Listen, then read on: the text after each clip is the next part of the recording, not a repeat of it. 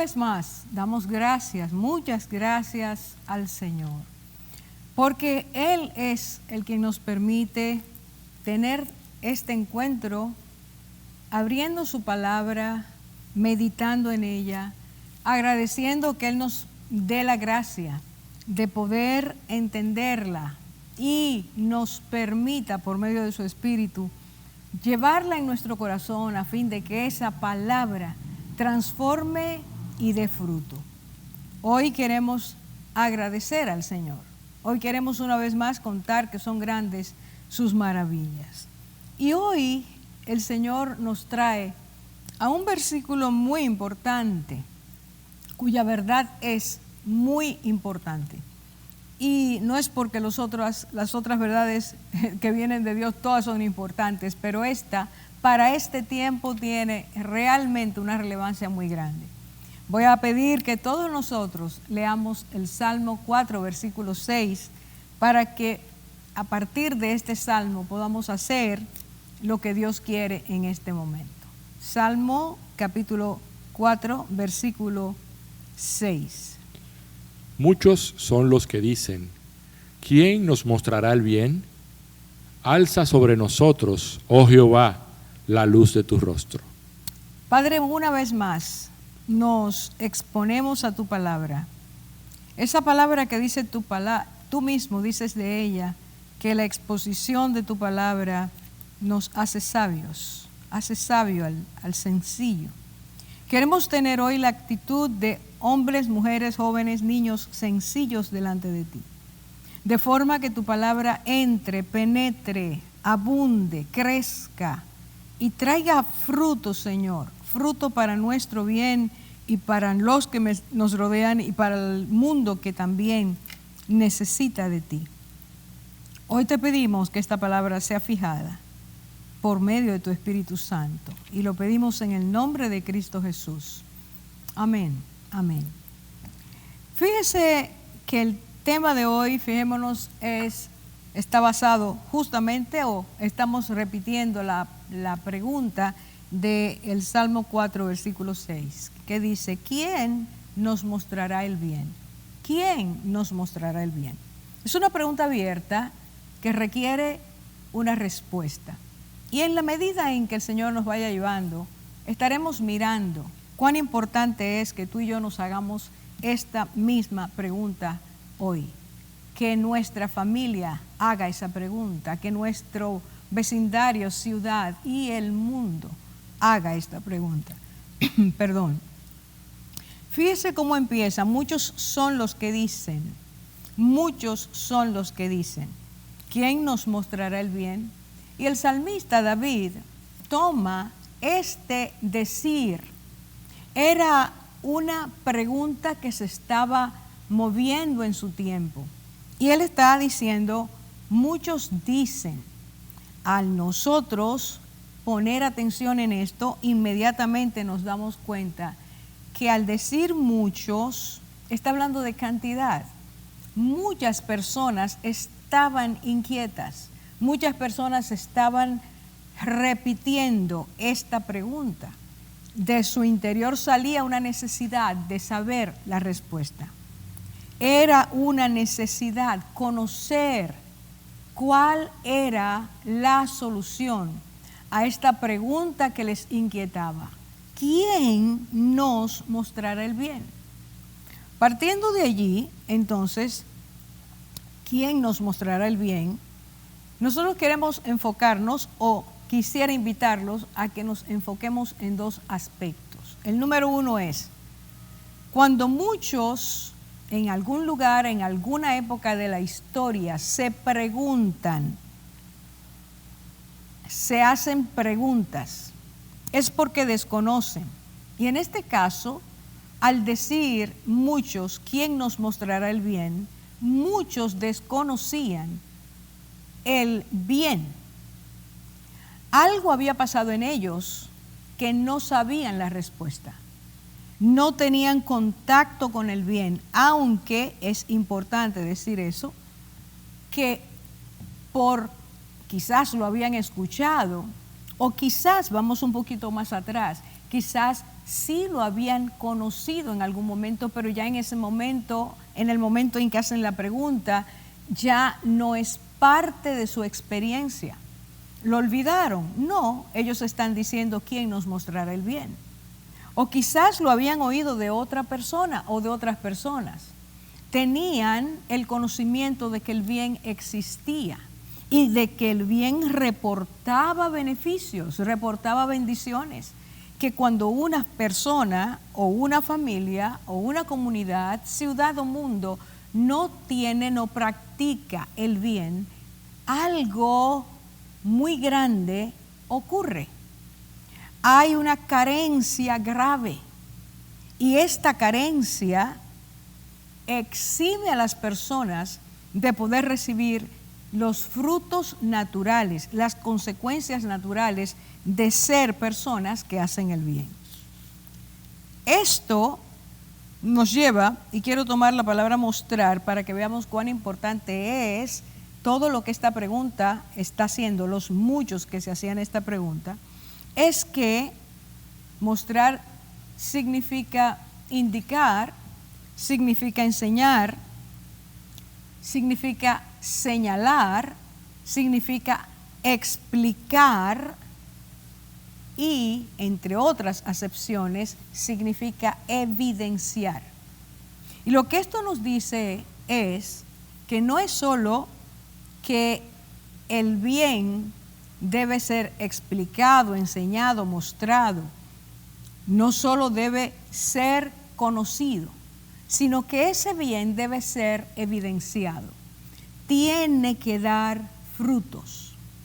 Ese bien, al hacerlo de acuerdo a lo que vamos a ver de inmediato, el que Dios lo hubiera establecido y nos hubiera capacitado para eso, inmediatamente nos coloca en la gran bendición de poder dar frutos de bien. Está envuelto no solo la capacidad de conocer, sino de hacer. El bien no es una abstracción, el bien es una práctica. Y al conocer lo que es el bien, tenemos que dar frutos que nos vinculen con ese conocimiento. Por lo tanto, cuando ellos decían, muchos, no olvidemos esa palabra, muchos decían, ¿quién podrá ser ese maestro del bien que nos enseñe el bien? ¿Quién será ese maestro que al enseñarnos lo que es el bien, nuestro entorno cambiará? ¿Quién será esa persona? Si evidentemente están diciendo muchos en el lugar, muchos están diciendo quién será ese, quién nos enseñará el bien, es porque en ese lugar, o quizás en esa familia, o quizás en la comunidad, o quizás en la ciudad, no había personas en ese momento que enseñaran el bien. Y esto inmediatamente nos enseña que había una gran crisis, una crisis profunda, porque esa fuerza moral, como se le llamó hace años, a ese conjunto de personas que por vivir haciendo el bien, por vivir, por expresar con su vida el bien en quien creían, por haberse apegado a ese bien, daban fruto y su fruto iba siendo cada vez más extenso. Era una ola expansiva que iba alcanzando a la familia, al esposo, a la esposa, a los hijos, iba alcanzando, tocando, influenciando a la comunidad, al vecindario, a la nación. El hecho de que dijeran que David escribiera, movido por el Espíritu Santo, lo que era una pregunta común en ese tiempo, una pregunta que reflejaba frustración, que reflejaba, no lo tenemos, en medio nuestro no están esas personas. ¿Cómo? ¿Cómo y dónde los encontraremos? A esos maestros del bien. Esa pregunta, vuelvo a decir, que David coloca aquí, es una llamada de atención. Porque cuando en una ciudad no hay personas que puedan enseñar, indicar, mostrar, no solo teóricamente el bien esto y explicarlo de manera filosófica. El bien es la abstracción de la negación del mal.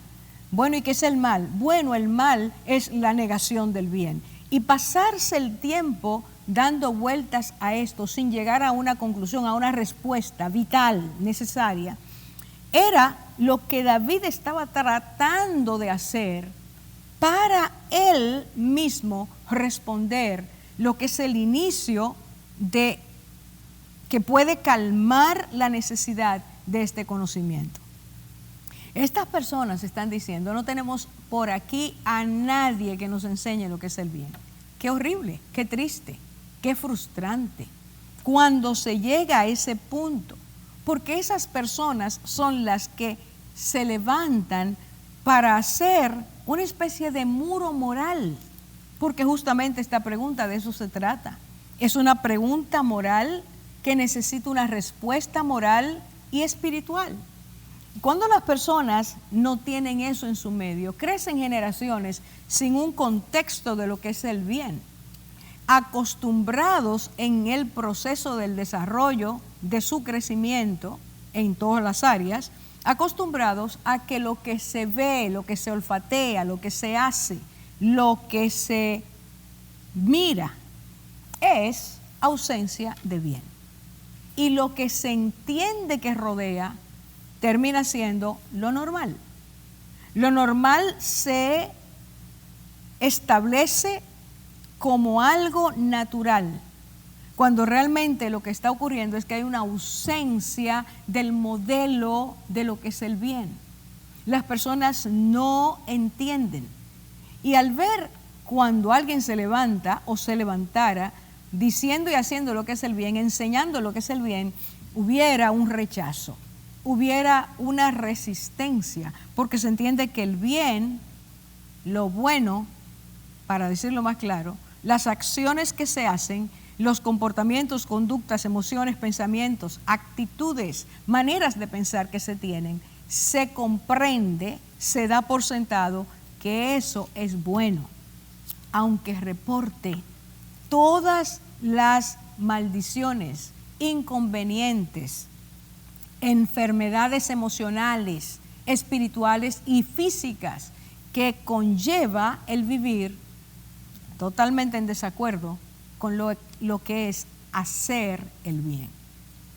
El Salmo 4, 8, en ese salmo, inmediatamente David recoge el decir de muchos, inmediatamente señala la respuesta. Y la respuesta es Dios. Escuche lo que dice David.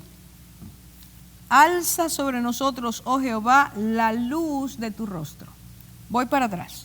Muchos son los que dicen, y yo vuelvo a decir por tercera vez, pongamos atención a la palabra muchos. Hay toda una comunidad que puede extenderse a ser toda la ciudad, toda la nación, diciendo ¿quién nos mostrará el bien?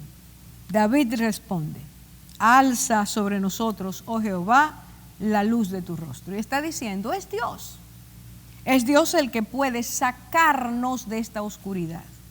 Es Dios el que puede, al mirarnos, al acercarse a nosotros en respuesta a nuestro gemir interno, a nuestro malestar interno, a lo que estamos viendo que nos choca, que nos hace sufrir, Dios acercarse, y en tanto Él se acerca, mientras se acerca, Él va alumbrando. Y dice, alza, alza sobre nosotros, sobre esos que te estamos pidiendo, diciendo, ¿quién nos mostrará el bien? Alza sobre nosotros la luz de tu rostro. Estar en tinieblas es sinónimo de estar practicando el mal, de haber sido envuelto por el mal, estar en tinieblas. Dios nos enseña en su palabra que Él es la luz que alumbra todo, es la luz que trae la la capacidad que Dios tiene de revertir lo que es oscuridad, tinieblas, malestar, dolor, sufrimiento, angustia, opresión, cambiarlo en la medida en que Él se acerca, en que viene a ayudarnos. Y su luz alumbra nuestras vidas. Su luz trae en nosotros la capacidad de ver, de reenfocar, de entender, de discernir. Y esto nos permite tomar la elección de buscar el bien y no el mal. ¿Por qué además David dice esto? Porque el primero que le habló al hombre cuando lo creó acerca del bien y el mal es Dios. Y ahí tenemos que irnos a Génesis capítulo 2, los versículos 16 y 17. Esta instrucción, mandato que Dios le dio a esta primera criatura, a este hombre que hace como corona de su creación, lo último que Dios creó en esos actos creatorios fue el hombre. Y dice allí, estoy leyendo versículo 16, después que Dios toma al hombre, después de haberle dado vida, soplado sobre él su Espíritu Santo, dice que Dios tomó al hombre, estoy ahora en el 15, Génesis 2:15, tomó Jehová al hombre y lo puso en el huerto del Edén para que lo labrara y lo guardase. Dios está diciendo, tienes la capacidad de administrar, de gobernar, de usar bien los recursos. Tienes la capacidad de darte a ti continuamente la oportunidad de hacer lo que es bueno, de llevar el bien a aquello que te estoy entregando. Y entonces dice inmediatamente, y mandó Jehová Dios al hombre diciendo, de todo árbol del huerto podrás comer. El permiso de lo que sí podía hacer. La instrucción de esto es lo que te entrego y esto es de lo que tú puedes disfrutar. Y el versículo 17 dice, mas del árbol, escuchemos ahora, de la ciencia del bien y del mal, no comerás. Allí hay un árbol que, para que tú lo entiendas, es un árbol que representa el bien y el mal. Todo lo que Dios había hecho era bueno. Todo lo que Dios había hecho germinaba el bien. Ahora al hombre que hace le dice, tú tienes la capacidad de hacer el bien, hazlo. Siembra, cultiva, sigue recreando o creando. Pero ahora el Señor le dice, aquí hay una ley que te limita y esa ley es que puedes comer de todo lo que yo he sembrado, he hecho crecer, pero de este árbol, ciencia del bien y del mal, no comerás. Y dice las consecuencias, ciertamente el día que de él comieres, morirás. No hay inflexión, no hay oportunidad, no hay cabildeo, con Dios no se puede hacer eso, sino que simplemente el día que tú infrinjas, transgredas mi ley, la desobedezcas, ese día morirás. Si el hombre tenía todo para hacer el bien, lo que Dios realmente le está diciendo, allí está la representación de lo que te va a ocurrir. Tú tienes todo el bien, yo lo he puesto en ti, pero hay algo que se llama mal. No tienes derecho a tocarlo porque el día que lo toques vas a morir. Tu vida se va a destruir. Tu vida de bien se va a detener. Y eso tiene consecuencias. Esa alerta, esa advertencia de Dios fue desoída. Y las consecuencias están ahí. ¿Por qué traigo este versículo en este contexto? Porque en un momento específico de la historia, muchísimo tiempo después, David está diciendo, aquí hay muchas personas que están diciendo, perdimos el camino, no tenemos a nadie que nos enseñe el bien. No tenemos a un maestro o a maestros del bien. Estamos envueltos por el mal. Lo que conocemos es el mal. Lo que estamos practicando es el mal. Se nos borró. No tenemos la capacidad de hacer el bien. Y como siempre ocurre, porque eso es parte de la misericordia de Dios, eso le llama remanente. Hay unos cuantos en el contexto de muchos, de millones, que sí son inquietados a buscar respuestas que traerán a sus vidas la capacidad, los devolverán de caminos extraños, de acciones injustas, de cosas perversas, los devolverán a ese encuentro, a ese momento de iluminación que viene, porque Dios, su rostro ilumina nuestras vidas, porque no es el conocimiento basado en soluciones humanas, sino que Dios nos va a decir, este es el camino por el cual debes andar.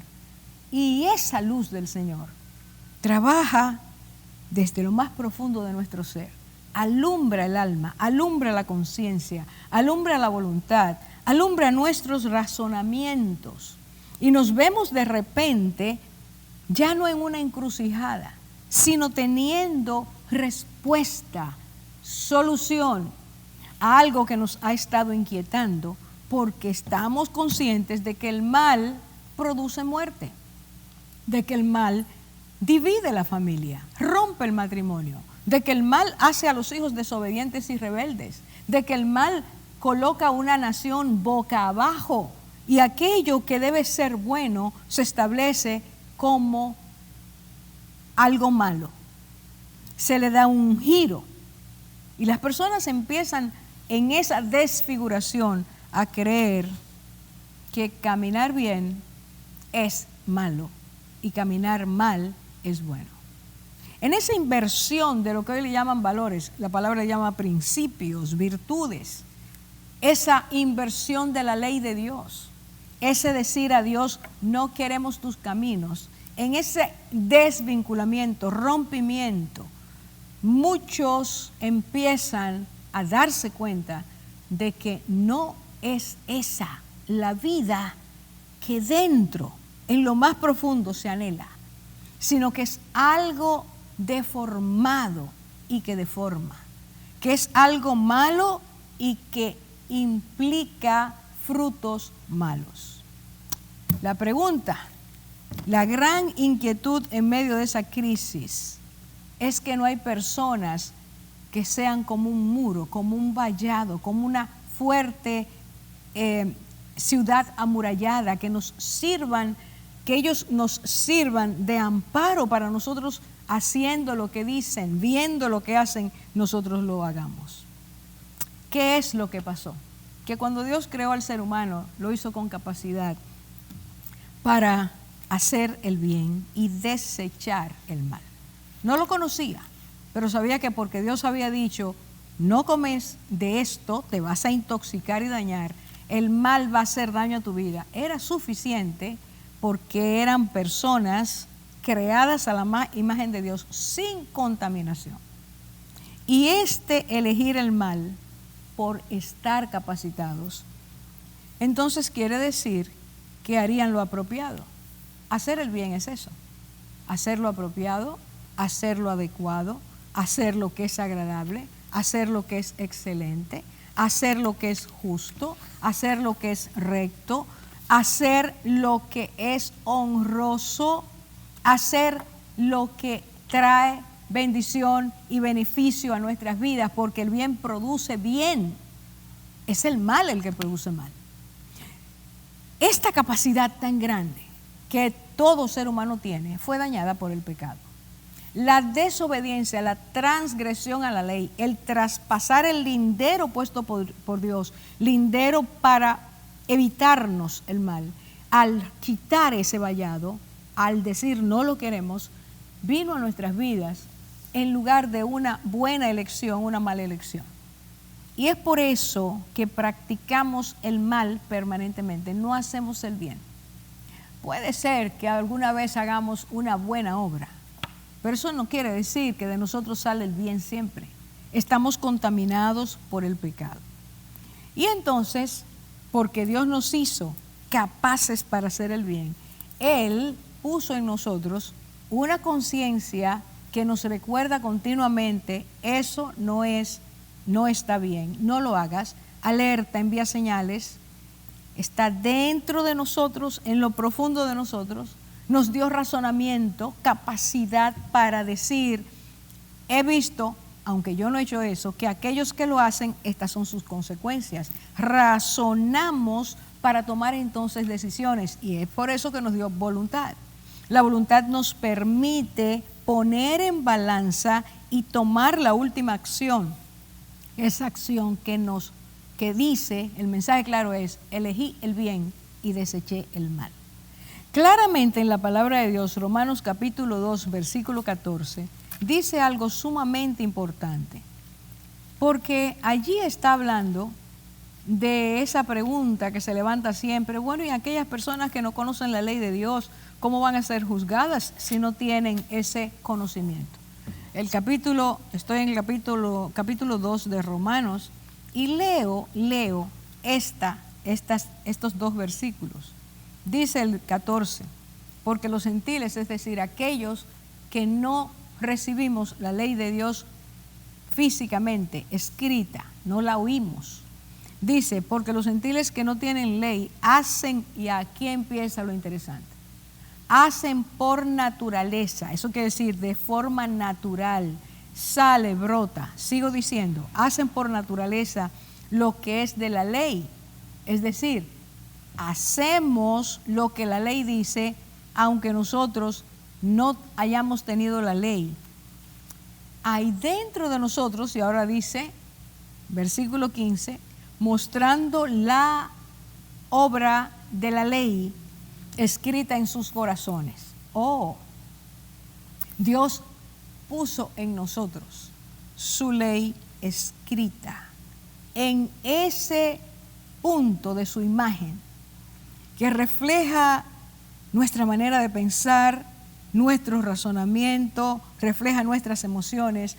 Allí escribió Dios, y cada criatura que viene al mundo es una criatura que ha recibido la ley de Dios escrita en su corazón, en el centro de sus emociones, de sus sentimientos y en el centro de sus pensamientos. Allí está. Y dice, voy a leer, mostrando la obra de la ley escrita en sus corazones, dando testimonio, atención, su conciencia y acusándoles o defendiéndoles sus razonamientos. Volvimos. Corazón, conciencia, razonamientos.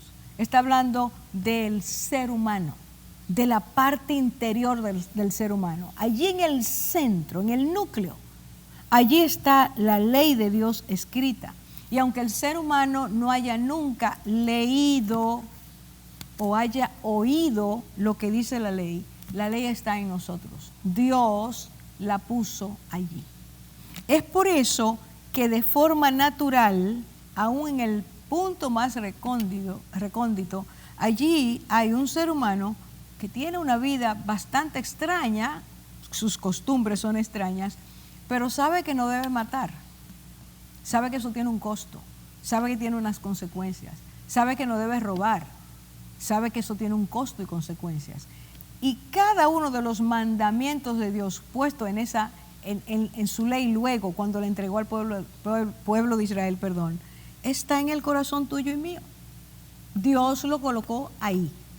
Por colocarlo ahí, la conciencia nos recuerda, no está bien. O sí, hazlo.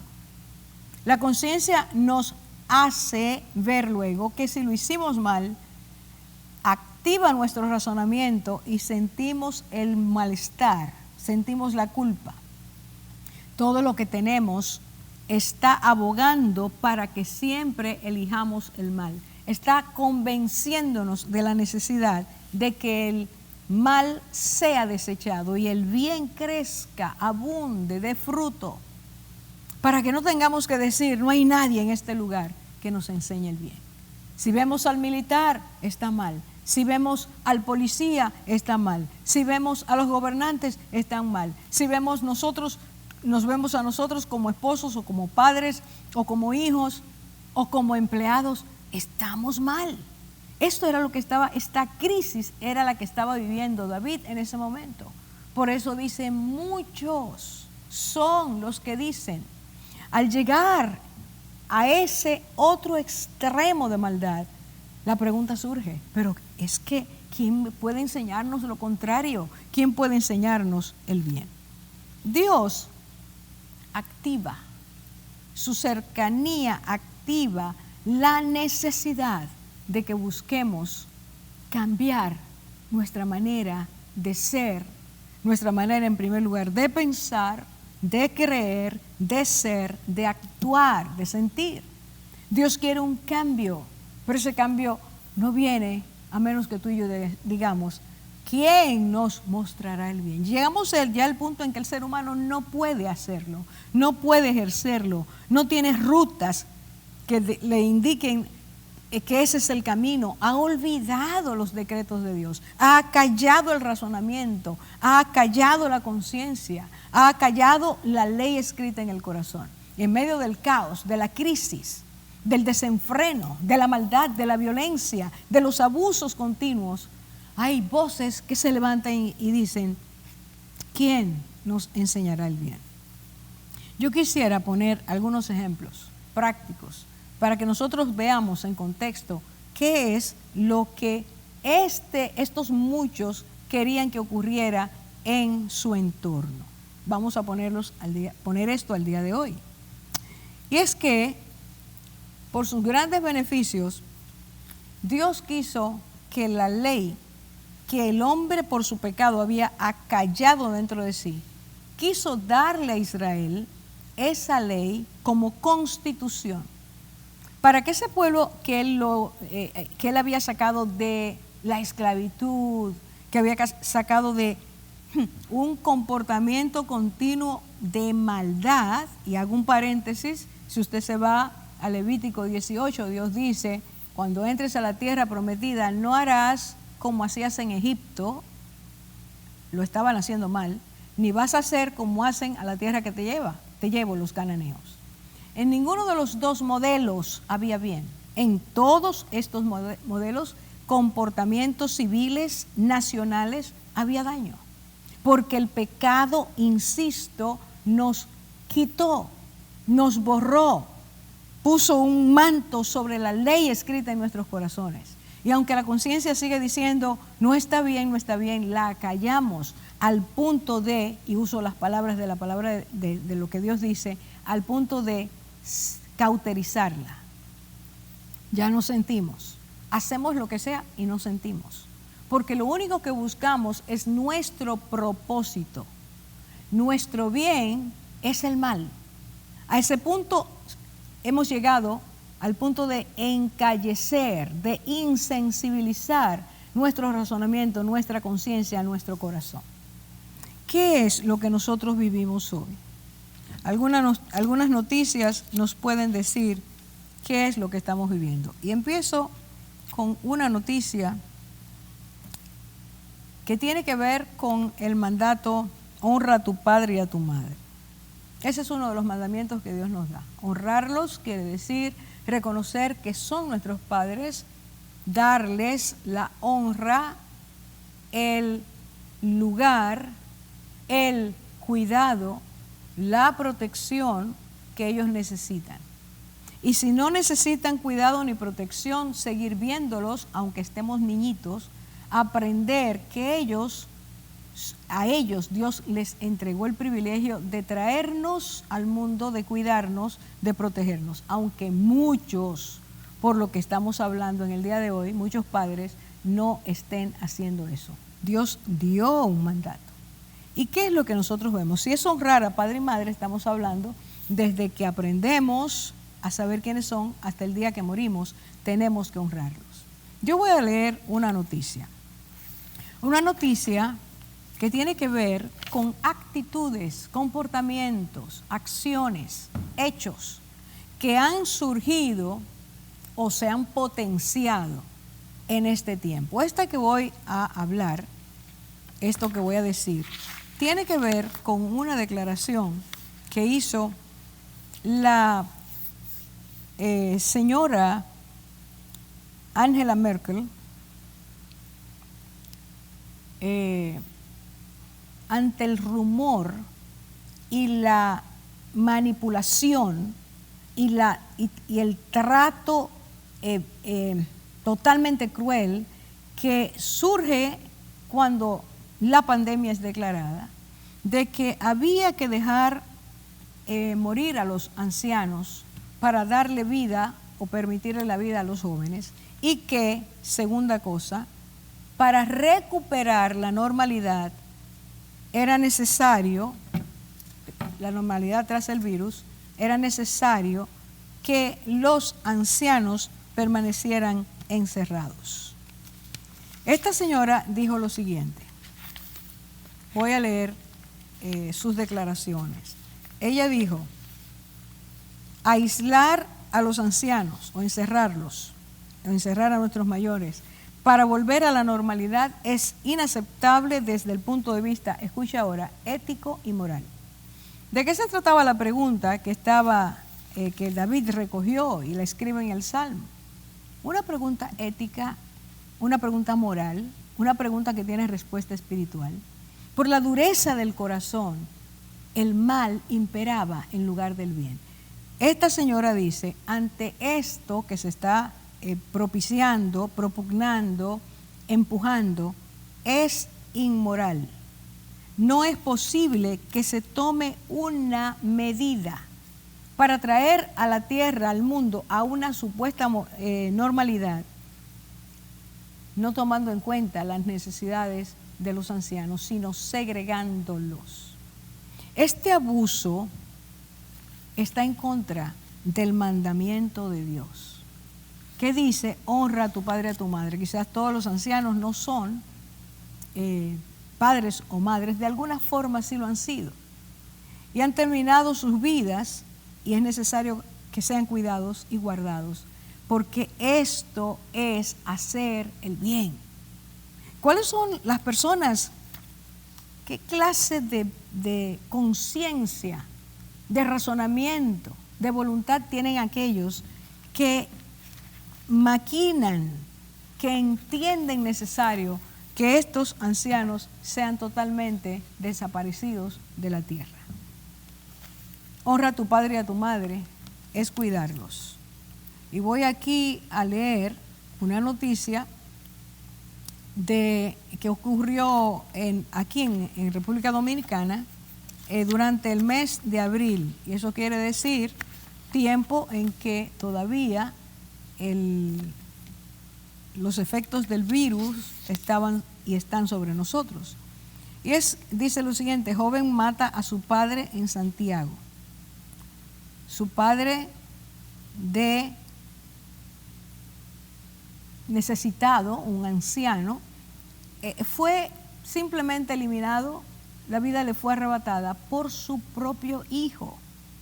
Cuando estas cosas pasan, tiene que haber en nosotros un llamado, una alerta que se encienda, porque cuando los hijos matan a los padres, o en este caso los hijos matar a los padres, significa que el mal se descarriló, que no tiene ya contenedores, que ha salido de su curso, que está arrasando porque la conciencia ha sido cicatrizada.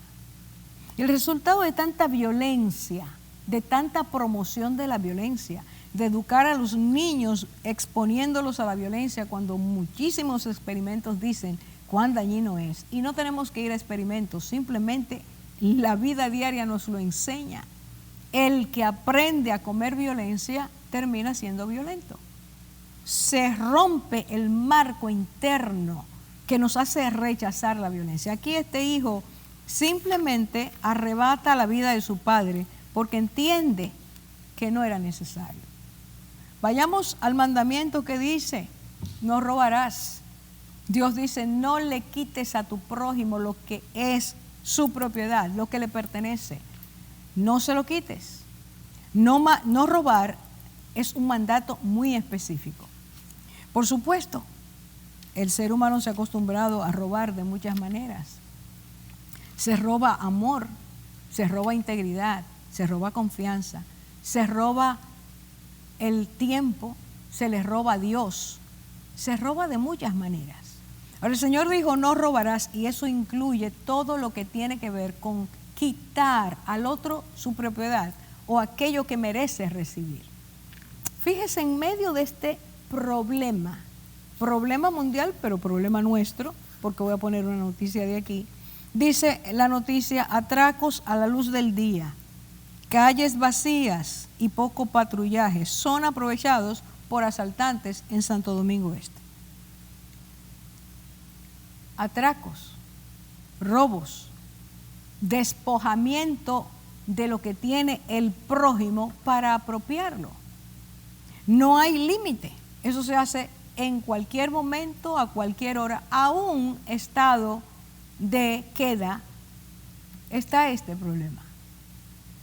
Y cuando la palabra de Dios dice, ¿quién nos mostrará el bien?, está diciendo, ¿quién volverá a enseñarnos a no robar? ¿Quién volverá a esta nación a enseñarle que robar está en contra de la estructura interna, del regalo precioso, del privilegio enorme de ser una persona y lo que Dios puso en esa persona a su imagen y semejanza? ¿Quién nos va a enseñar a ver lo que el otro tiene sin codiciarlo? ¿Quién nos va a enseñar a ver que aquel tiene millones y saber que tiene millones porque ha robado y aún así nosotros desear tener lo que esa persona tiene? ¿Quién nos va a enseñar el buen camino? ¿Quién nos encaminará? ¿Quién nos tomará de la mano y nos traerá a esta verdad? ¿Quién nos enseñará lo que es honrar a papá y mamá y darle el lugar que merecen? Y entender que Dios así lo quiere, porque el traspaso generacional va a ir también fijándose en aquellos que ya serán descendientes de descendientes. Hay otra noticia que tiene que ver con no matarás. Y es, por ejemplo, el hacer daño a niños que no han nacido, haciendo que la mamá crea que abortar no es nada. Y voy a leer aquí lo que dijo un senador norteamericano que conocemos por su campaña en la terna anterior, el senador estadounidense Bernie Sanders, que dijo: apoyo el aborto para frenar el crecimiento de la población. Para frenar el crecimiento de la población hay que abortar. ¿Dónde está la dignidad de la vida? ¿Dónde está la santidad de la vida? ¿Dónde está el cuidado a esos que aún estando en el vientre de la madre, habiendo sido formados, creciendo allí, desarrollándose para llegar a ser un varoncito o una mujer, ¿dónde está el cuidado que los adultos deben propiciarle? ¿Quién nos enseñará? ¿Quién nos enseñará que los que se forman y crecen dentro del vientre de la madre necesitan ser cuidados, protegidos, guardados? ¿Quién nos enseñará a hacer el bien? ¿Quién nos enseñará que abortar, provocar el aborto es crimen, es asesinato, que se derrama sangre? Y déjeme decirle esto, sangre que está delante de la presencia de Dios y que Dios dice que Él va a castigar. Millones y millones de abortados para que se detenga el crecimiento de la población. ¿Es esta la solución que Dios da? Por supuesto que no. Pero eso es lo que piensa el hombre y la mujer de hoy, que sus conciencias y sus corazones se han cicatrizado por la propaganda abrasiva, cruel, que se nos ha estado lanzando. Hemos estado envueltos, hemos estado nadando en esas aguas y creyendo que esa es la solución. ¿Quién nos enseñará a hacer el bien? Tercera manera de asesinar: entregar a los niños, entregar a niños que sus padres no pueden tenerlos o no quieren tenerlos o pasan por crisis que no pueden, no tienen la capacidad para tenerlos. Entregarle el cuidado y la adopción de esos niños a pedófilos.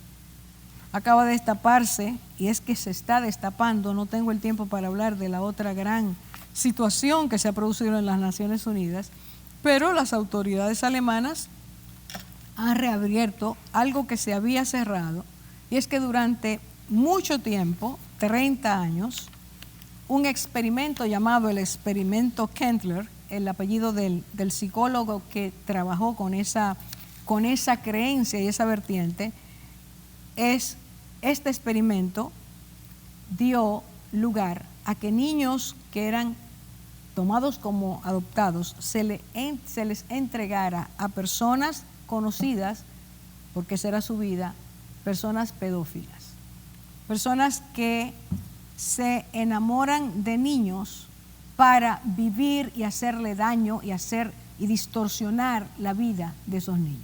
Esa es una forma de matar la integridad, matar la dignidad, matar la santidad, destruir lo interior, traer culpa todo el tiempo, hacer que niños vivan en esa sensación de desagrado, de molestia con ellos y con el mundo. Son muchas las consecuencias. Sin embargo, este era un experimento, tenía el nombre de experimento y de ser avalado por la ciencia. ¿Quién nos enseñará que los niños necesitan padres genuinos que amen y cuiden su integridad emocional, física, espiritual, moral, que les enseñen lo que es vivir de una forma adecuada por medio del ejemplo que ellos le dan? ¿Quién nos volverá a traer el bien? ¿Quién nos enseñará eso? Y yo le pregunto ahora, ¿cuántos de nosotros somos parte de esos muchos de los cuales David decía en su tiempo? Muchos se preguntan, muchos dicen, ¿quién nos enseñará el bien? ¿Somos tú y yo parte de ese grupo? ¿Estamos dentro de ese grupo o estamos en el grupo de los que ni siquiera piensan que el bien es necesario aprenderlo? ¿Somos tú y yo parte de los que sabemos que cuando en un país la moral está en bancarrota, todos sufrimos? Entendemos que en este momento, para poner esto en nuestro contexto, hay una ausencia de eso, repito, que se llamó fuerza moral, hombres y mujeres que sí insistían en que es necesario caminar en el bien, hacer el bien, determinarse a hacer el bien, lo justo, lo recto, lo amable, lo agradable, lo que no hace daño a otro. Es decir, entendemos que en este momento nosotros no tenemos esto, que carecemos de esto, que hay algunos, muchos, que sí queremos, pero que hay muchísimos que no quieren. Entendemos que cuando un país le falta esto, no tiene ese bagaje moral, no tiene ese sustrato, no tiene ese fundamento, los cimientos de la nación empiezan a tambalear hasta que caen. ¿Somos tú y yo del grupo que creemos que Dios puede alumbrarnos, que Dios puede volver nuestra visión torcida, deformada, nuestra ceguera, la puede cambiar, puede darnos de nuevo la visión para entender lo que esto significa? Voy, hermanos y amigos que están escuchando, estamos compartiendo esta palabra, a decir de las muchas cosas que el Señor nos dice en su palabra acerca del bien y de elegirlo. Voy a decir 3 cosas. La primera es, la palabra de Dios dice que el bien hay que buscarlo. Dice, buscad lo bueno, imperativo, buscad lo bueno y no lo malo. El bien hay que buscarlo. Y dice, no lo malo, no busques eso. Así que nos está diciendo de nuevo, tienes que tomar una decisión. Buscarlo quiere decir, no es que tú un día pienses, uy, qué mal hicieron esto. ¿Cómo un hijo mata a un padre? Qué mal estamos. No es eso. Es buscar, aprender, asimilar, internalizar, ejecutar y ser modelo. Ayudar al niño, ayudar al joven, compartir con los amigos la necesidad de que el bien todos lo busquemos. Eso está en la palabra de Dios, si lo quiere leer esta noche, en Amós capítulo 5, versículo 14. Segundo elemento que le dejo. La palabra de Dios dice, haz lo bueno y tendrás elogios de ella. Así que hacer lo bueno trae en consecuencia un fruto. Dios está mirando lo que estamos haciendo y Él va a recompensar conforme a ese bien que hemos hecho. Busquemos hacer el bien. Romanos 13:3. Tercer elemento. Ya buscamos el bien, lo estamos haciendo, lo estamos practicando. Dios dice lo siguiente: retened lo bueno. No es solo que lo busque y que lo haga. Y durante una temporada lo hicimos y después se nos olvidó. Y a veces nos acordamos de hacer el bien. No, es hacer el bien siempre y retenerlo. Retenerlo es no lo sueltes. Y cuando hagamos esto, el soborno se va a ir, la corrupción se va a ir, la actitud de rebeldía se va a ir, el buscar solo lo mío, lo nuestro, lo que a mí me importa, se va a ir. Cuando nosotros retengamos lo bueno, Dios va a cambiar nuestras vidas y va a traernos a esa libertad que Él quiere, donde aun cuando el mal sea una tentación, como dice el salmista, aquel que ante el soborno sacude sus manos, aquel que no se deja contaminar porque sabe que hacer el bien es lo que necesita él, su familia, su trabajo, su nación. Dios nos permita entender que es para nuestro bien, es bondad de Dios que tú y yo elijamos el bien, busquemos el bien, hagamos el bien, porque es a nosotros o somos nosotros los más beneficiados y todo el que nos rodea también será bendecido. Volvamos a Dios. Y en este tiempo en que hay unas elecciones de frente, aprovecho esto para decirnos, preguntémonos, ¿quién nos enseñará el bien? ¿Cuál de los candidatos a cualquiera de las funciones que en este momento serán elegidos, cuál de ellos nos enseñará el bien? ¿Cuál de ellos desde la senaduría, la diputación, desde el gobierno nos enseñará, guiará él hacia el bien? Porque ellos estén convencidos del bien, porque ellos hayan desechado el mal, porque ellos prefieran eso que está escrito en el corazón, que es lo que nos conduce a ser personas íntegras, congruentes con nuestra naturaleza, ajustadas y equilibradas, porque Dios bendice al que elige el bien y desecha el mal. Dios nos ayude, lleva esto a tu casa, lleva esto a tu experiencia, lleva esto a tu familia, lleva esto a tu trabajo. Vamos a preguntarnos, ¿quién nos enseñará el bien? Y seamos nosotros instrumentos para este tiempo, abrir camino hacia el bien y cerrar camino al mal. El Señor nos bendiga grandemente.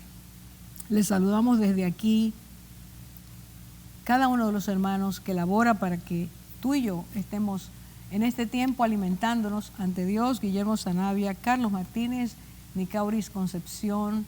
Y mi deseo de que la voluntad de Dios, mi anhelo, mi oración, es que estas palabras traigan convencimiento y digamos al Señor: me rindo a ti, yo quiero hacer tu voluntad.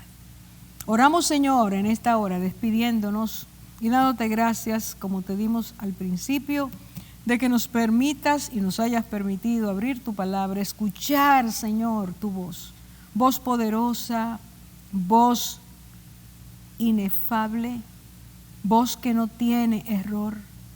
Tu palabra nos habla de la verdad que necesitamos. Señor, que nosotros seamos de los muchos que te dicen: enséñanos el bien, que tu luz alumbre nuestro rostro, que toda ceguera sea quitada.